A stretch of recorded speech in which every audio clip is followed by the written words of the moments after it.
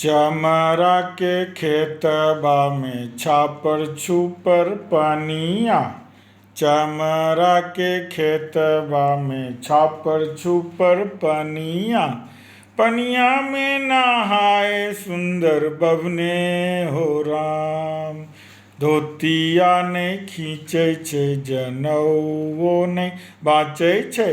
धोतिया नहीं खींचे छे जनौओ नहीं बाँचे छे। रची रची तिलक लगावे हो राम। तो ठाकुर को कुएं में धकेलने से या अपने नाम के आगे वाल्मीकि लगा लेने से कोई वाल्मीकि नहीं बन जाता है और न ही कोई उससे चमार बन सकता है। और कोई आदमखोर गोंडवी जिसके आकाओं ने हमें भेड़ बकरियों की तरह काटा, वो हमें हमारे टोले मोहल्ले और समाज के बारे में बतलाए, उससे सदियों पहले, सहस्राब्दियों पहले ये पंक्तियाँ लिखी जा चुकी थी। इस पर आगे बात करने से पहले मैं आपको शायद बतलाऊं, बहुत सारे लोगों को इसमें जो उपयोग की गई भाषा है वो शायद ढंग से समझ नहीं आए। हमारे यहाँ जॉर्ज जट्टिन या जॉट जट्टिन या जाट जट्टिन ये एक लोक नाटक की तरह एक संगीतमय प्रस्तुति होती है, उसमें लोग ये गाते हैं गाँव में। तो समझने की बात यह है कि चमरा और बभना दोनों को ही अपमानजनक भाषा में संबोधित किया गया है। चमार को खेत का मालिक बतलाया गया है, तो ब्राह्मण बाभन जिससे उम्मीद की जाती है कि वो जो एक सामान्य जन जितना कुछ करते हैं उससे ज़्यादा अच्छी तरह से उसको चीज़ें करनी चाहिए, लेकिन उसके लाइफ में कॉन्ट्राडिक्शन दिखलाया जा रहा है कि वो धोती तो नहीं साफ करता, जनेऊ भी नहीं साफ करता, लेकिन दिखावे पर ज़्यादा ध्यान देता है। तो किसने लिखा होगा, कौन लोग रहे होंगे ये लिखने वाले? जाहिर सी बात है चमार या बावन में से तो कोई नहीं रहा होगा। तो मैं ये आप पर छोड़ता हूँ कि एग्जैक्टली कौन से लोग रहे होंगे, किस तरह के लोग रहे होंगे, लेकिन यह बात समझना और जानना ज़रूरी है कि यह उस समय लिखा गया रहा होगा जब हमारा देश, हमारा समाज बौद्ध और जैन धर्म के डोमिनेंस के प्रभाव में जी रहा था। और ब्राह्मण तो ब्राह्मण थे, वैदिक रीतियों से चलते थे, और चमार या इस तरह की जातियाँ वो थी जो बौद्ध या जैन धर्म को कभी स्वीकार नहीं की थी। यही हमारे देश में असलियत में बौद्ध और जैन धर्म की वास्तविकता और इतिहास है। तो आज जो लोग समाज में इस तरह की बातें भरना चाहते हैं वो अधकचरे, आधे पढ़े, अनपढ़ तो मैं नहीं कह सकता, लेकिन आधे अधूरे पढ़े, नासमझ किस्म के जो लोग हैं वो ये सब बातें फैलाते हैं, लिखते हैं, बोलते हैं, इसको महिमा मंडित करने की कोशिश करते हैं, संसद में पाठ करते हैं। संसद क्या है भाई? हमारे देश की सबसे बड़ी पंचायत है। उसमें कोई चीज़ यदि किसी को उसमें गाली बकना मना है, यदि रमेश बिधूरी ने कुछ बुरा किया है, दानिश अली ने कुछ बुरा किया है, तो इस तरह की कविता में यदि कुछ है तो जो पढ़ रहा है उसकी मानसिकता को भी दिखलाता है। लेकिन आज के समय में माहौल ही कुछ ऐसा हो गया है, अधकचरे, आधे पढ़े लिखे लोग अब ढोल गंवार शूद्र पशु नारी ये सब हैं तारण के अधिकारी। ये समुद्र जो एक निर्जीव प्राणी है, उसने उसके मुंह से तुलसीदास जी ने कहलवाया है कि वह एक निर्जीव प्राणी है और उससे किसी सेंसिटिविटी की उम्मीद, आदेश पालन की उम्मीद भगवान को नहीं करनी चाहिए, क्योंकि भगवान ने ही उसको ऐसा ही बनाया है। लेकिन उसमें जो नारी और शूद्र की बात कही गई है, सबसे पहले तो आज की तारीख में शूद्र एक फैशन हो गया है। शूद्र वैदिक, जैन, बौद्ध सारे परंपरा में हैं, और उसका मतलब होता है वो जो आदेश पालन के लिए है, जो किसी के यहाँ नौकरी करता है, जिसका अपना कुछ आइडिया नहीं है, अपना कोई काम नहीं है, अपना कोई बिजनेस नहीं है। जो समाज के 3 टॉप लोग थे, ब्राह्मण, क्षत्रिय, वैश्य, वो एंटरप्रेन्योर्स थे, वो लीडर्स थे, जिनके नेतृत्व में समाज के ये 3 काम होते थे। समाज में बिजनेस, डिफेंस और स्टडीज, एकेडमिक्स, ये तीनों,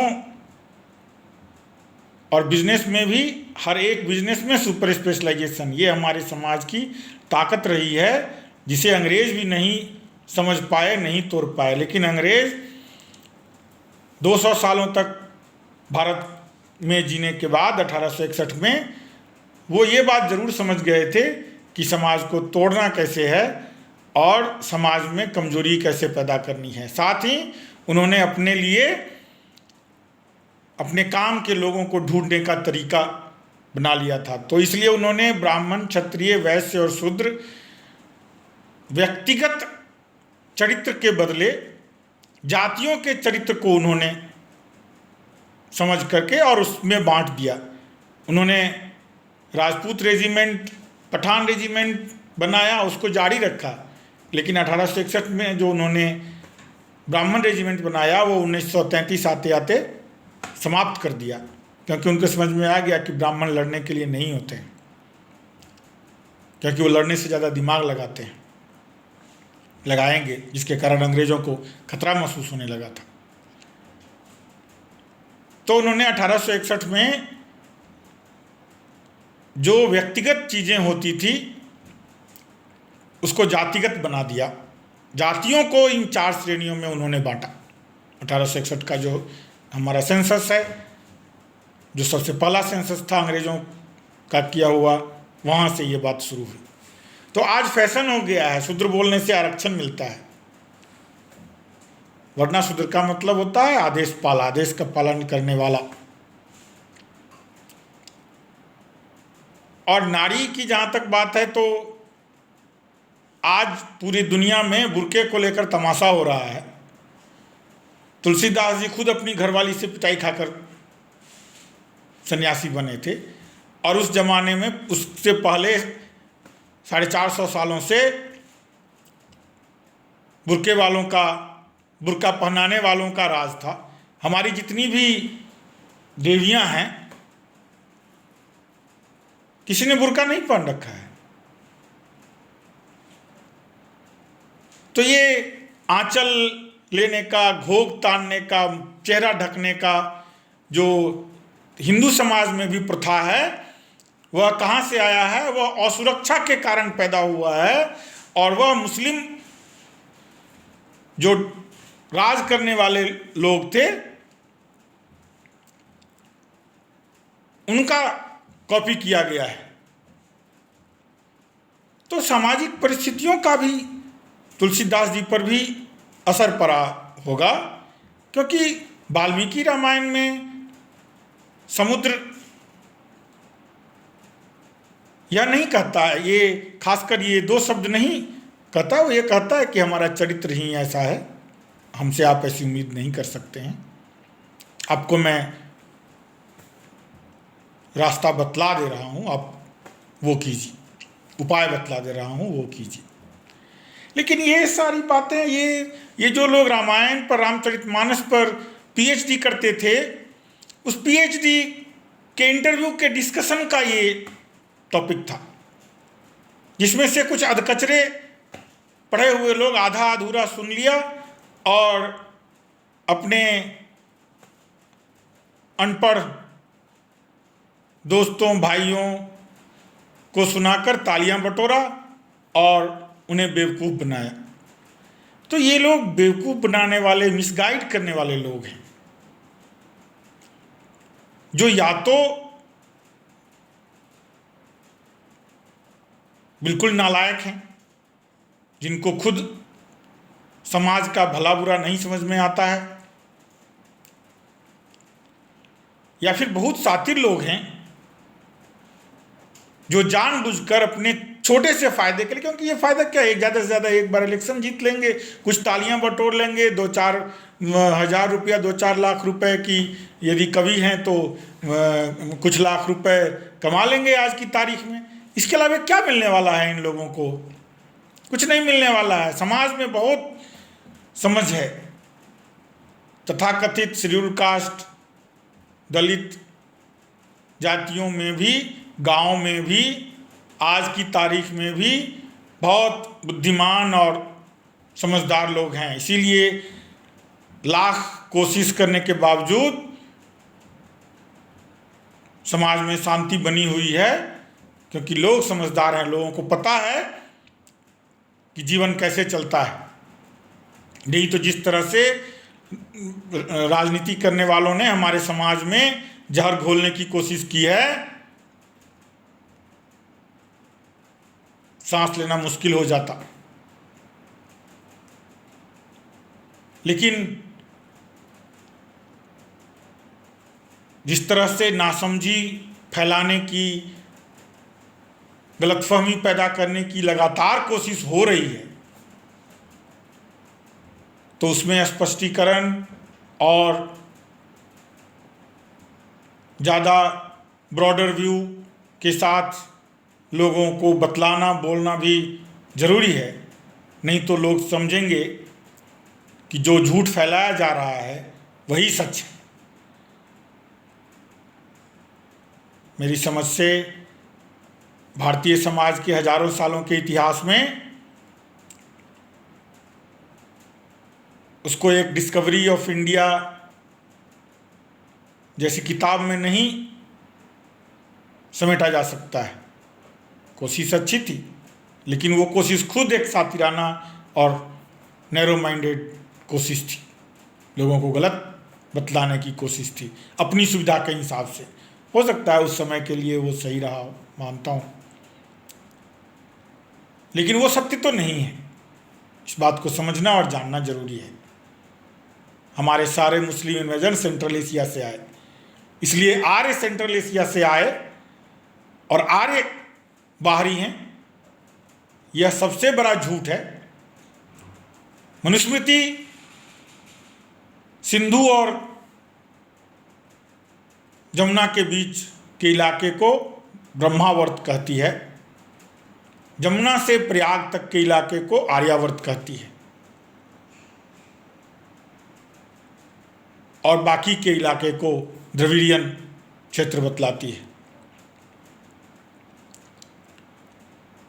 पहले ही अध्याय में है मनुस्मृति के, थोड़ा सा भी कोशिश करने पर लोग पढ़ सकते हैं,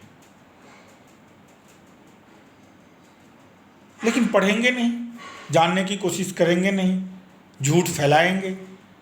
क्योंकि अंग्रेज जो हमें बांट कर अपना उल्लू सीधा करके गए, आज खालिस्तान की क्या हालत है। मुश्किल से 1%, 2%, बहुत होगा तो कनाडा वगैरह में जाकर 5 से 10% सिख लोग होंगे जिनको समझ में नहीं आता होगा कि उनका भलाई, उनकी भलाई, उनका हित भारत के साथ रहने में है। बेवकूफ़ लोग होंगे, या जो पंजाब के क्रिमिनल एलिमेंट्स हैं उनको लगता है कि उनकी सुरक्षा कनाडा में कैसे होगी, तो बोलो कि हम खालिस्तान अलग देश चाहते हैं और इंडिया हमारे खिलाफ है, उनको शरण मिल जाएगी। दुनिया के कई ऐसे पश्चिमी देशों में। इसी तरह से उन्होंने 1% मुसलमानों के, जब 1935 में इलेक्शन हुआ था तो मुस्लिम लीग को सिर्फ पूरे इंडिया में 2 सीट मिले थे, और उसके बाद इलेक्शन में 1945 के इलेक्शन में धांधली करके मुस्लिम लीग को सारे मुस्लिम इलाकों से जिताया गया। जी, धांधली होती थी। सबसे पहली धांधली बॉम्बे के इलेक्शन में हुआ था। इतिहास जानिए, जिन्ना ने वो इलेक्शन अंग्रेजों की तरफ से लड़ा था।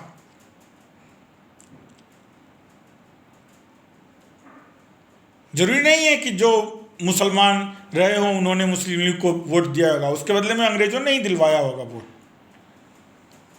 और एक नैरेटिव क्रिएट किया गया कि मुसलमान अलग देश चाहते हैं, या मुस्लिम लीग चूँकि सारे मुस्लिम एरिया से जीती है इसलिए मुस्लिम लीग की